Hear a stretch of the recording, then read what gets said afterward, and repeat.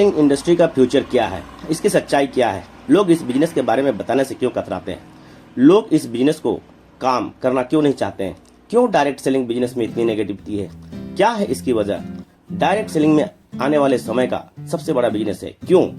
अगर आप आज दूसरी कंट्री को देखें जो स्टेबलाइज्ड हैं, सभी कंट्री के अंदर डायरेक्ट सेलिंग का बहुत ज्यादा प्रायोरिटी दी जाती है, क्योंकि डायरेक्ट सेलिंग लोगों का बिजनेस है और जब तक दुनिया में लोग रहेंगे तब तक बिजनेस चलता रहेगा, क्योंकि यह बिजनेस लोगों पर डिपेंडेंट है। जब तक लोग खाते रहेंगे, नहाते रहेंगे, कपड़ा पहनते रहेंगे, तब तक यह बिजनेस चलता रहेगा। अपनी इंडिया के कुछ लोग इसे फसले फंसाने का काम कहते हैं और कुछ लोग मानते हैं जिसके पास कुछ करने को नहीं है वही लोग इस काम को करते हैं। मैं उन सारे लोगों से सहमत हूँ, क्योंकि उन लोगों के पास अभी भी इस बिजनेस का प्रॉपर नॉलेज नहीं पहुँच पाया है। ये हम लोगों की जिम्मेदारी है कि इस ब्यूटीफुल पावरफुल बिजनेस के बारे में लोगों को बताएं। दुनिया में ऐसे भी काम होते हैं जो लोगों को आसानी से समझ में नहीं आती। एक छोटा सा एग्जांपल लेता हूँ। हम लोग दिन भर फेसबुक, व्हाट्सएप और यूट्यूब कितना यूज करते हैं और इसके लिए आपसे एक भी पैसा नहीं लिया जाता है, तो जरा सोचिए उसकी कमाई कैसे होती है, जबकि फेसबुक दुनिया के टॉप 10 बिजनेस में आता है। कमाई के मामले में लोग सोचते हैं कि अगर फेसबुक हमसे पैसा नहीं लेता है तो कमाई कैसे होगा। कुछ लोग सोचते हैं पता नहीं यह इनकम करते भी है या नहीं। कुछ लोग कहते हैं जो डाटा हम यूज करते हैं उसी से उनकी कमाई होती है। डाटा का पैसा सिम वाले को जाता है जिनका सिम हम यूज करते हैं, चाहे वो एयरटेल हो या जियो।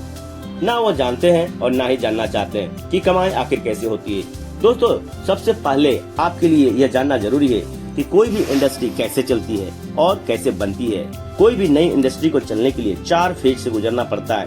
पहला फेज जो होता है वह है नेगेटिव फेज, और आज डायरेक्ट सेलिंग नेगेटिव फेज में है। यह फेज हर नई इंडस्ट्री को झेलना पड़ता है।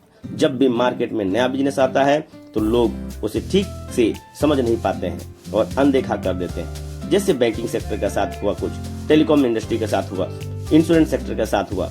पहले ना तो लोग बैंक में पैसा जमा करते थे और ना ही इंश्योरेंस लेते थे, क्योंकि इंडस्ट्री नई थी, लोग डरते थे, किसी पर भरोसा नहीं था। लेकिन आज देखिए यही इंडस्ट्री जिनके बिना किसी राज्यों की कल्पना नहीं की जा सकती है। जब नई नई प्लास्टिक इंडस्ट्री का स्टार्ट हुआ, 95% लोगों ने इनकार कर दिया, यह कहकर कि पॉसिबल ही नहीं है। लेकिन उस वक्त भी 5% लोगों का विश्वास था और आज वही 5% लोग दुनिया में आगे हैं। आज हर चीज प्लास्टिक का है, जग हो या बाल्टी, कुर्सी हो या टेबल, खिलौने हो या फ्रेम, यहाँ तक कि घर के दरवाजे भी प्लास्टिक के हैं। और आज से 20 साल पहले किसी ने सोचा भी नहीं था। आज direct selling business negative phase में है, इसीलिए इतनी सारी नेगेटिविटी है और अब ये पॉजिटिव फेज की ओर बढ़ता जा रहा है। नेगेटिव फेज में होने के बावजूद भी इस इंडस्ट्री ने कई लोगों की जिंदगियां बदल दी। दूसरा जो किसी इंडस्ट्री को फेस करना पड़ता है वो है पॉजिटिव फेज। वो टाइम होता है जब लोगों का इंडस्ट्री के प्रति ट्रस्ट बढ़ने लगता है, क्योंकि वे आसपास के रिजल्ट देख रहे होते हैं और जो लोग उस वक्त डायरेक्ट सेलिंग बिजनेस पर दिलचस्पी नहीं दिखा रहे होते हैं, अनदेखा कर रहे होते हैं, वे रिजल्ट को देखने के बाद दिलचस्पी लेने लगते हैं और आपका काफिला बढ़ता है, बढ़ने लग जाता है, रिजल्ट और बढ़ने लग जाता है, दिलचस्पी और भी लोगों में बढ़ने लग जाती है। जैसे बैंकिंग इंडस्ट्री के साथ हुआ, इंश्योरेंस इंडस्ट्री के साथ हुआ। बैंक का वैल्यू तब पता चला लोगों को जब उनका पैसा घर में सुरक्षित नहीं रहा होगा। इंश्योरेंस का वैल्यू तब पता चला होगा जब किसी का एक्सीडेंट होने के बाद उसको पैसा मिला होगा। तीसरी जो किसी इंडस्ट्री का फेज होता है वह है ग्रोथ फेज।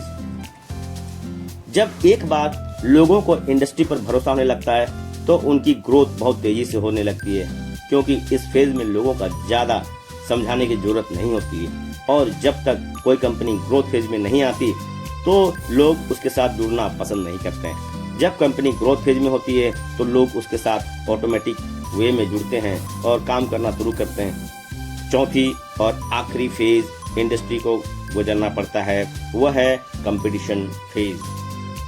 हर एक इंडस्ट्री का एक ऐसा वक्त आता है जब कंपटीशन बढ़ने लगता है। ज्यादातर लोगों में प्रॉफिट की खातिर कंपटीशन बढ़ने लगता है। बैंकिंग सेक्टर हो या इंश्योरेंस सेक्टर, ऑनलाइन शॉपिंग हो या कोई भी सेक्टर हो, आज के टाइम पर हर सेक्टर में हाई लेवल कंपटीशन है। ये टाइम हम सब के लिए बेस्ट टाइम है इस इंडस्ट्री में जाने के लिए, समझने के लिए और इसे करने के लिए। According to FICCI, direct selling industry का मार्केट 6000 करोड़ आंका गया है। आज तक जितना आंकड़ा देखा गया है उसमें फिक्की के अनुसार डायरेक्ट सेलिंग का बिजनेस 2025 तक इस बिजनेस का आकार 645 अरब तक हो जाने की संभावना है। आपको यह जानना बेहद जरूरी है कि दुनिया की बड़ी बड़ी कंट्री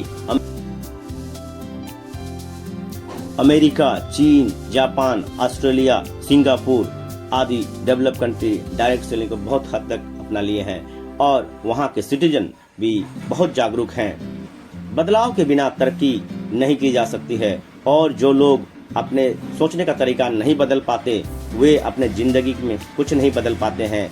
नोकिया, कोडैक जैसी बड़ी बड़ी कंपनी अपने सोचों का तरीका नहीं बदल पाए, इसलिए वे अपनी शानदार शुरुआत के बाद भी अब वो इतिहास के पन्नों में सिमट गए हैं। इन तमाम बातों से मैं यह एक बात बताना चाहता हूँ कि बदलाव ही प्रकृति का नियम है, बदलना तो तय है। जो वक्त के पहले बदल गया जिसकी जिंदगी बदल गई और जिनको वक्त ने बदल दिया उनकी भी जिंदगी बदल गई।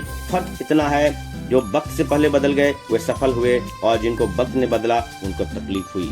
तो दोस्तों, डायरेक्ट सेलिंग एक उभरता हुआ बिजनेस है, अब नए जमाने का बिजनेस है और कल के दिन में यह पूरे विश्व भर में सबसे बड़ा बिजनेस होने वाला है। सबसे ज्यादा से ज्यादा लोगों को इनकम देने वाला है, रोजगार देने वाला है। सो डायरेक्ट सेलिंग का भविष्य बहुत उज्जवल है। आप सभी डायरेक्ट सेलिंग को अपनाएं। डायरेक्ट सेलिंग आने वाले कल का फ्यूचर है।